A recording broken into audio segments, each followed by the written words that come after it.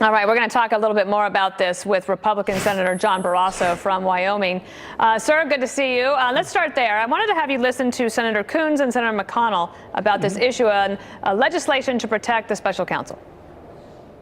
Some have questioned the need for this legislation. They've said the president would never fire Special Counsel Mueller, and I hope and pray they are right.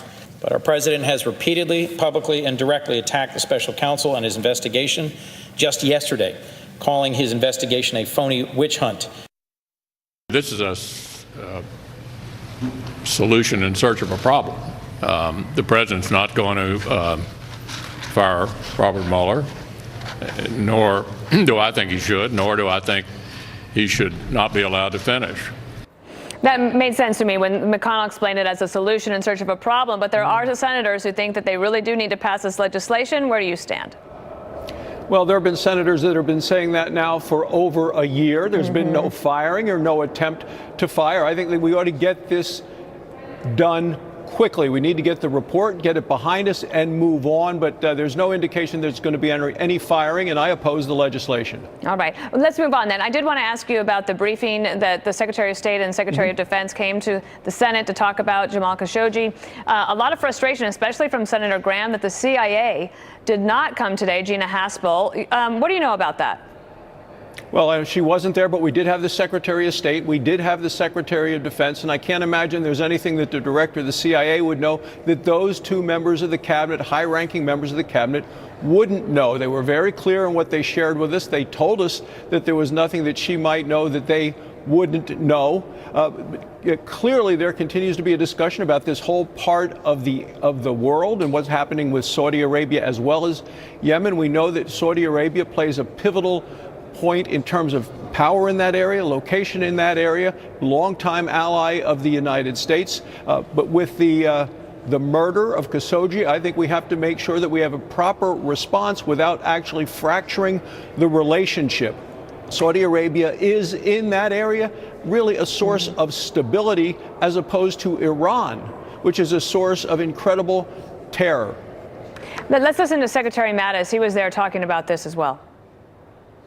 We have no smoking gun that the Crown Prince was involved, not the intelligence community or anyone else. I have read all the intel. I have personally read all the intelligence. I have read all the translations. I'm splitting hairs just a little bit because I know a little something about how that used to work back in my day. They're saying there's no smoking gun, and then Gina Haspel through the CIA had said that they had come to the conclusion that he was involved. Do you think that that is why maybe she doesn't want to come and allow the Secretary of State and Defense to speak on behalf of the administration and backing up the president? Well, it is hard to imagine that something happened related to Saudi Arabia that the Crown Prince wouldn't know about. Right. But there is no definite link. But no matter which way you look at it, the values of the United States, I think, have to be clearly stated. And we find that kind of activity, that what happened in Turkey, to the reporter from the Washington Post, is against every one of our values. We know what our interests are. The one thing I did want to ask you about, you're from an energy state, our home state, of course, Wyoming. One of the ways to get around this in the future is the fact that America is producing so much energy, becoming the leader in the world.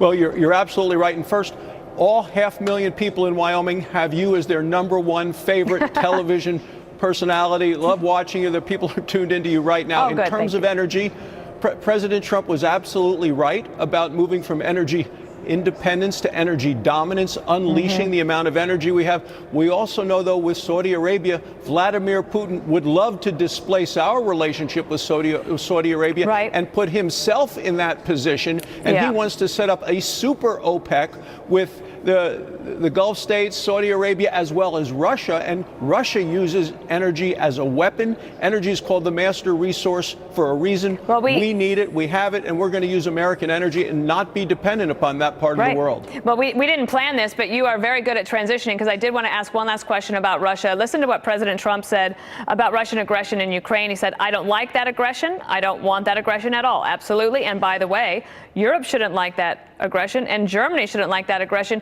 You, sir, were most recently in Poland visiting Wyoming troops that are based there. Tell me what you think about this situation, and do you think the president should cancel his meeting with Putin at the G20? Well, you know, with Vladimir Putin, action speaks louder than words, and President Trump is a man of action. There are things that we need to do. You're right. I spent Thanksgiving with our troops in northern Poland near Kaliningrad, Russia, where they have part of the Russian nuclear weapons. And now with what Russia just did with Ukraine, blocking a shipment from one Ukraine port to another, I think we need to take decisive action. Direct threats require decisive actions. To me, that's actually sending naval ships into the Black Sea. So the president may or may not decide to talk with Putin at the G20 summit coming up right now. But I think we need to act as well. I think up till this point, we have had an ineffective and a response that I think has not gone far enough. So you're saying we should show, not just tell. All right, I got it. Senator John Barrasso, thank you. Thanks for having me.